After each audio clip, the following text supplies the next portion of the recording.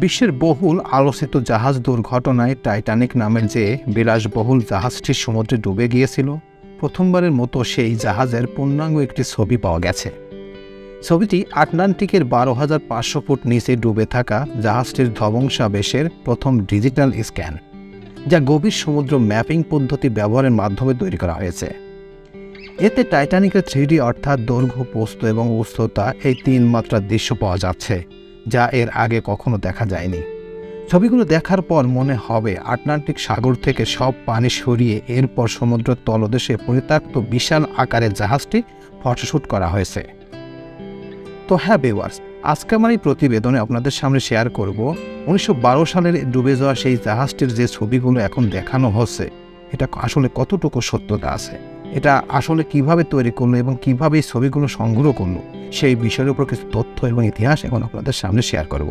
তো চলুন মূল প্রতিবেদনে চলে যাওয়া যাক।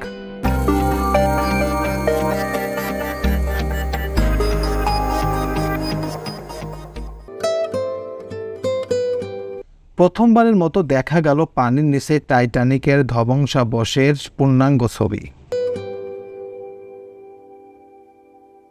1912 সালে সমুদ্রে ডুবে যাওয়া এই জাহাজে মূলত কী ঘটেছিল, এসব দৃশ্য থেকে যে সেই সম্পর্কে নতুন কিছু জানা যাবে বলে প্রত্যাশা করা হচ্ছে।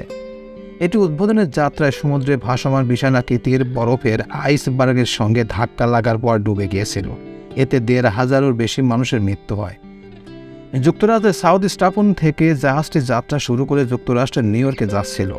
টাইটানিক জাহাজের ব্যাপারে এখনও অনেক প্রশ্ন রয়েছে মানুষের মনে। সেসব প্রশ্নের উত্তর জানা প্রয়োজন বলে মনে করেন টাইটানিকের বিশেষজ্ঞ পার্কস স্টেপসন।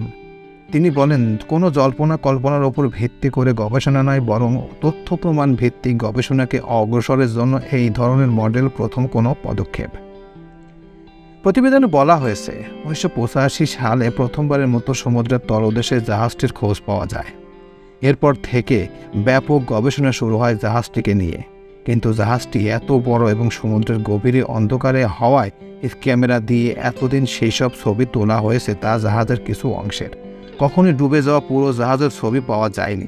তবে এখন নতুন অনুসন্ধানের পরে টাইটানিকের পূর্ণাঙ্গ ছবি পাওয়া গেল। ছবিতে দেখা যাচ্ছে সমুদ্রের তলদেশে দুটো অংশে ভাগ পড়ে আছে টাইটানিকের জাহাজ। জাহাজের অগ্রভাগ সেখান থেকে বাঁকা হতে থাকে সেই অংশ, এবং জাহাজের পশ্চাৎভাগ, এই দুটো অংশের মাঝের দূরত্ব 2600 ফুট অর্থাৎ 800 মিটার। ভেঙে যাওয়া এই জাহাজের চারপাশে অর্থাৎ আশেপাশে যত ধ্বংসাবশেষ পড়ে আছে সেগুলো তারই অংশ। ম্যাগেলান লিমিটেড নামের একটি ডিপি সিং ম্যাপিং কোম্পানি এবং আটলান্টিক প্রোডাকশন নামের একটি প্রতিষ্ঠান 2022 সালের গ্রীষ্মকালের টাইটানিক জাহাজের এই বিষয়ে একটি তথ্যচিত্র তৈরি করেছে এবং এসব তৈরি করা তারা যৌথভাবে তুলেছে। একদল কর্মী নিমজ্জনযোগ্য বিশেষ একটি জাহাজের মাধ্যমে এই জরিপ পরিচালনা করেছে, যা রিমোট কন্ট্রোলের মাধ্যমে নিয়ন্ত্রণ করা যায়। দৈর্ঘ্য ও প্রস্থ মিলিয়ে পুরো টাইটানিক জাহাজের ছবি তুলতে তাদের সময় ব্যয় হয়েছে 200 ঘন্টারও বেশি।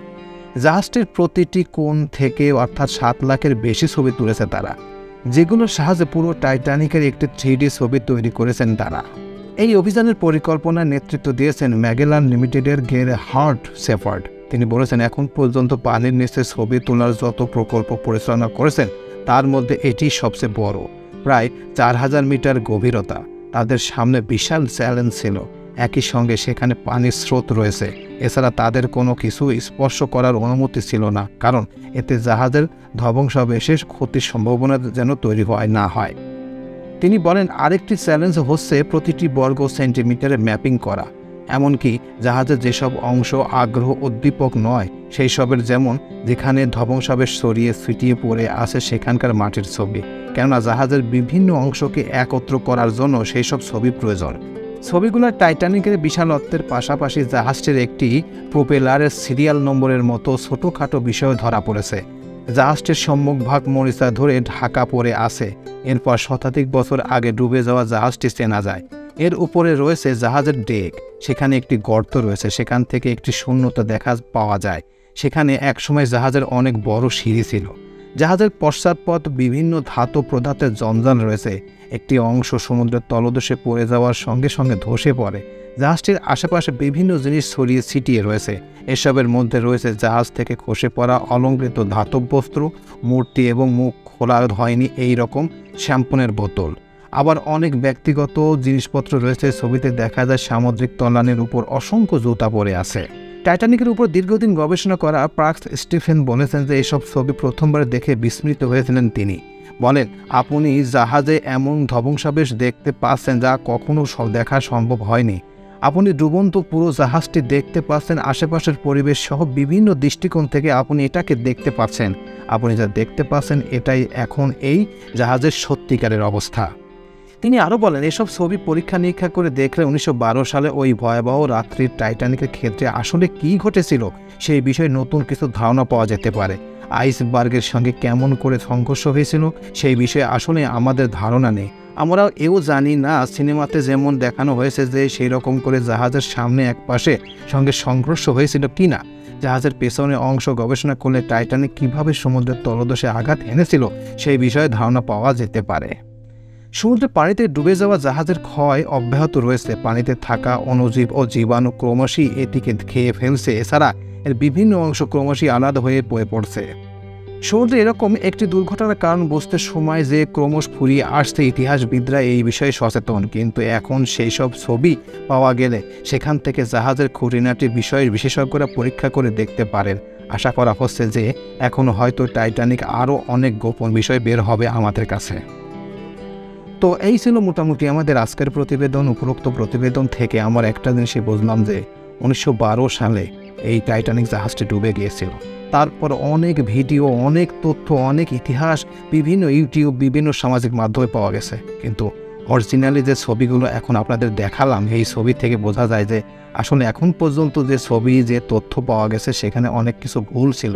এবং টাইটানিকের যে ছবিটি তৈরি করা হয়েছে সেখানেও যে তথ্যগুলো দেওয়া হয়েছে সেখানেও অনেক কিছু খুঁটিনাটি ভুল ছিল।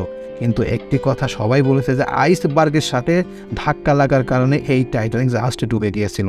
এবং যে দৃশ্যগুলো, যে ছবিগুলো আমরা এখন দেখলাম সেখান থেকে বোঝা যায় যে এই যে এত বছর পর যে এই যে জিনিসটার তথ্য আমরা পেলাম সেখান থেকেই মনে হচ্ছে যে আসলেই এত বড় একটি জাহাজ কী কারণে ধ্বংস হয়েছিল সেই বিষয়ের উপর কিছু তথ্য এবং যে এক্সক্লুসিভ কিছু ছবি দেখালাম সেই ছবিগুলো দেখেও মনে হলো যে আসলে এই ছবিগুলোই অরিজিনালি সত্য।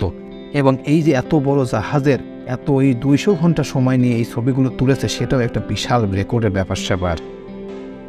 প্রিয় ভিউয়ার্স, আমার এই তথ্য এবং ভিডিওটি যদি আপনাদের কাছে একটুখানি ভালো লেগে থাকে তাহলে অবশ্যই লাইক, কমেন্ট, শেয়ার করবেন এই ভিডিওটি। আর যারা এখন পর্যন্ত আমার এই চ্যানেলটি সাবস্ক্রাইব করেন নাই তারা দ্রুত আমার এই চ্যানেলটি সাবস্ক্রাইব করে রাখবেন। তো আজকে এই পর্যন্তই, সবাইকে ধন্যবাদ জানিয়ে এখানেই শেষ করছি। আল্লাহ হাফেজ।